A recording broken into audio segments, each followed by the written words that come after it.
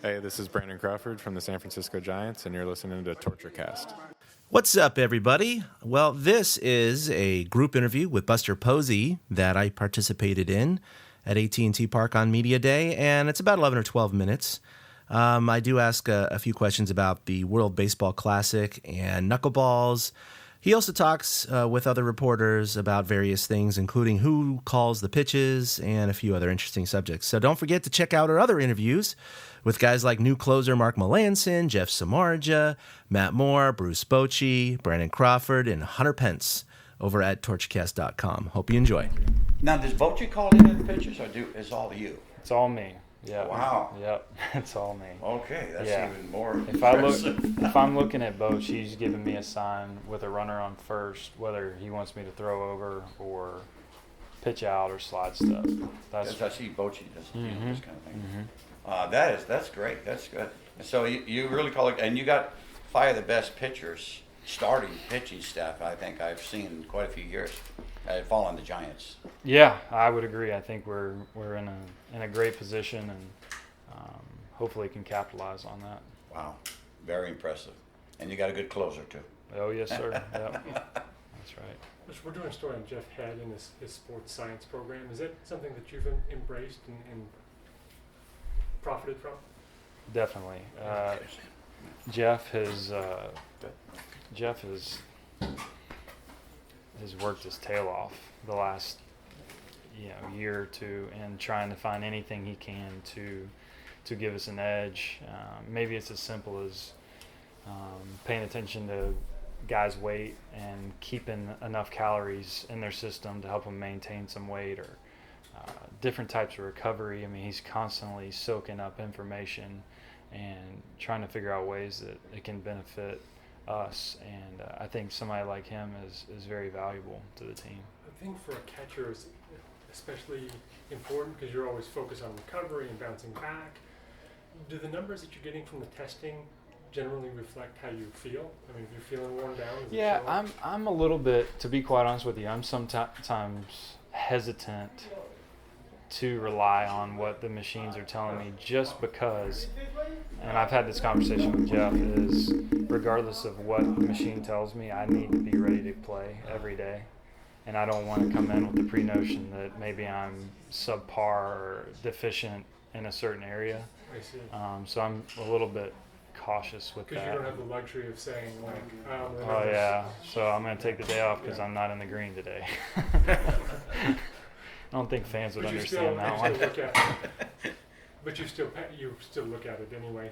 It is helpful in some way. Some ways, yeah. No, it definitely is. Yeah. It definitely is. I just think, like anything else, there has to be a balance. Right. That was going to be my next question. I mean, regardless of the machines and the readings and the times and whether something's in green or whatever, I mean, you pretty much know in your mind when you're right and when you need time, right? I think so. I think it's the more you play and the more you train, you start to understand your body better. So I could see for somebody, that's just starting off, where the information might be a little bit more valuable to them than somebody has had years of repetition. But I do think there is value in it, but I think you have to balance all that information and not be overloaded with it. How much does your, training table time or timetable move up now that you're going to play the World Baseball Classic? I hope not any. I feel great right now. Yeah.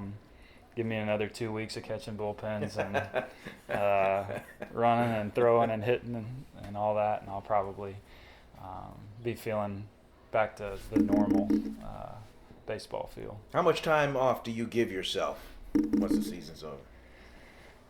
I'll usually take at least a couple of weeks. I'd say at least a couple of weeks, and then try to start getting back in on whether it's a bike or an elliptical, just to get everything moving again. Because I've noticed that my body, as the years have gone on, my body starts asking me after the season's over and I stop catching and throwing, what the heck am I doing? And I tighten up a little bit, and then it'll all come back around after a little bit of rest and getting back on those bikes and ellipticals. Yeah, and then you got the kid factor in there. I mean, they want to play with dad. You know, dad's around. You get, I need. They don't want to hear that you got to go work out. Yeah. Right, right. And my wife, she's like, all right, you've been on the road and traveling, so it's your time to get out there and play. So I don't want to hear that anything's sore. This is where you give her the sports science readouts and Right. say, Yeah. you gotta back off. Yeah, and she'll say, well, I don't have time to read that right now, so get out there. Oh, that's one thing I thought about. I mean, she's probably, oh, good, you're home. I have a few things. Yeah, here's the big list, the Yeah. honey-do list. She takes care of everything, so I'm more than happy, sweetheart, to help out. We're also doing a story on how teams have so many guys who throw so damn hard now, especially like late in the games. The late inning relievers are all throwing 95 plus. How have you seen that change during your time in the game? It's changed. Yeah, I have that conversation with guys that have been playing longer than I have, and I'll ask them, I'll say, is it just me? I mean, even from the time that I've been here, it's definitely changed. I mean, there's more guys. You've got middle relief guys coming in throwing 100 miles an hour, and you're like, wait, 100 miles an hour is supposed to be one or two guys across the whole league, and they're supposed to be closing the game out. So, yeah, it seems like guys, I mean, I'm about ready to move the mound back a little bit, I think. As a hitter, what's the difference between, facing a guy who's 93 and then the guy who's 98? That split second, what's the difference? I mean, there's a difference. There's no doubt there is a difference. Just like anything else, like hitting, there's no one right way to hit. Somebody that throws 98 obviously might not be as effective as somebody that throws 93 that has good movement or good deception.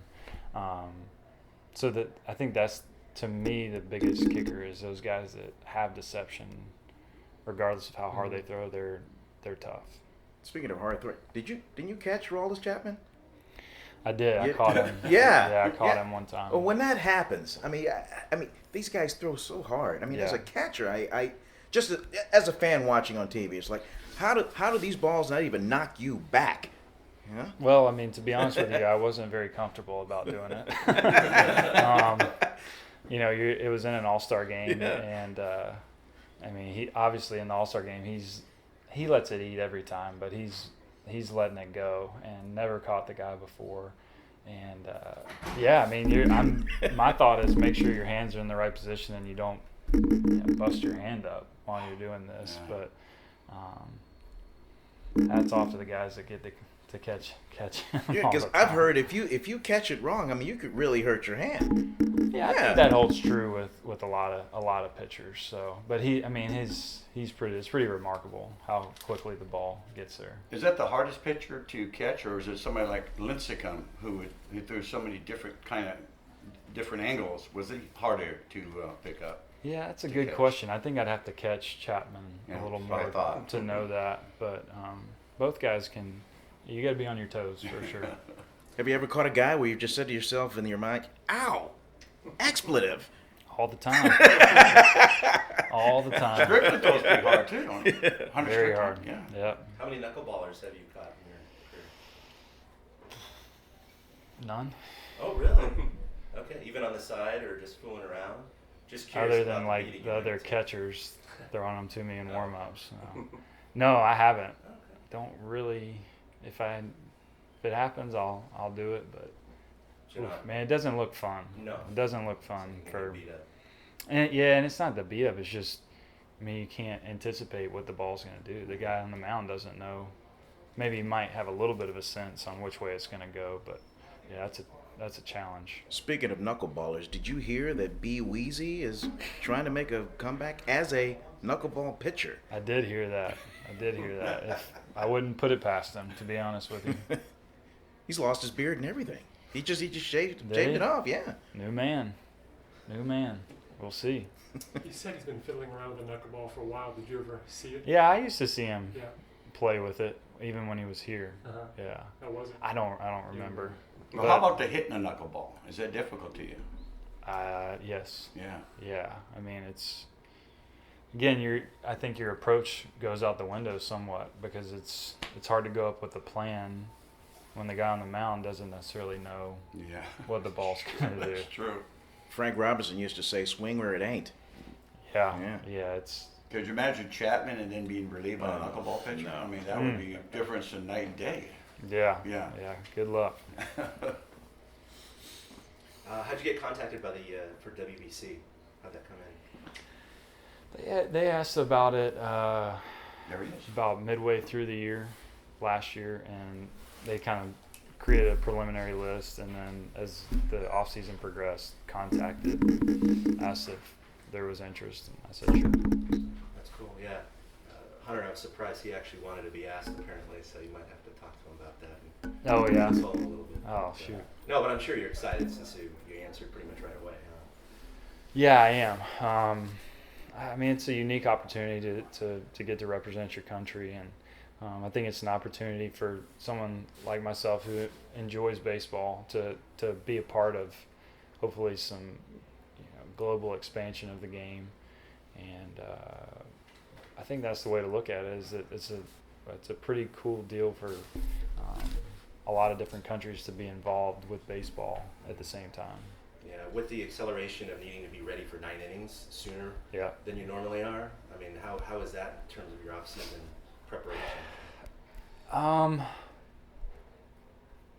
I think that's to be determined over the next few weeks here in spring training. I mean, I think my training regimen, I have to be smart still to where I'm not going out and catching a lot right now. I've gotten down in the squat probably more so and sooner than I would have in any other year except my first couple of years.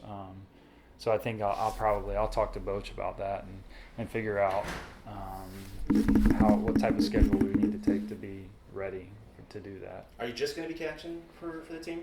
I believe so. Yeah, we got a couple of good first basemen. Yeah, no, there. absolutely. Big number 44 over there, right? Yeah. So yeah, you got some good ones there. All right, 2 more from me, and then I'm out of here. First of all, FanFest. I'm just curious, as a player, when you see FanFest evolve with thousands of people coming through, does it energize you guys even more? A good send off for spring training? Definitely. I mean, it's kind of it kickstarts the spring off for us, kickstarts the season, and see the fans' excitement, and it's impossible for it not to be exuded onto you, and it definitely gets us excited. And I know this has been kind of popular at the minor league level. I don't know if you've heard about maybe an idea of experimenting with having a guy on second base to start the extra innings at the major league level. You like it? Yes? No? I personally like it just because I think it adds excitement to the game, and for me, selfishly, it's hard to catch 13 innings and then be expected to catch the next day, or maybe you play a 13-inning game at night and then there's a 1 o'clock game the next day. I can promise you legs are feeling a little different after those games. All right. I've been asking around about Madison Bumgarner as a hitter. Thanks, Buster. And, Yeah, you got it. I was talking to Hensley, and he mentioned that the leg kick that Bumgarner has in the box may have developed from conversation between you two. You'd have to ask Bum. I'm not sure. I mean, he's always kind of been a student of hitting, but I wouldn't want to say 100% that it was or not. But I could see it being a possibility. How often do you guys talk hitting instead of pitching? Not that much. I mean, it's more like kind of standing around the cage, or he might ask me about a certain pitcher before he goes to hit, like how does his ball move or whatnot, and he's able to process that information and apply it, I think. And I'm asking around, it seems like the consensus is that in terms of raw power on the team, it might be Pence and Bumgarner. It's a close race. Where do you kind of weigh in on that? Ooh, yeah, that's it's tight. If I had to give somebody an edge for raw power, I'd probably go Pence. Just overall consistently raw power, but Bum hits the ball maybe a little bit further than he does. Is Bum the kind of guy who would dispute the idea that Pence is more power? Absolutely. That's why I said it. All right, well, hopefully he reads it. Yep. Thanks a bunch. All right, you got it. All right, I think you're out of here. All right. One more question. Yep. What do you do for fun in the off season? Just family time, little golf. Yeah. That's pretty much it. Keep it low key. That's good, yeah. Dead season, I guess you could say. All right, well, thanks a lot, Buster. Appreciate it.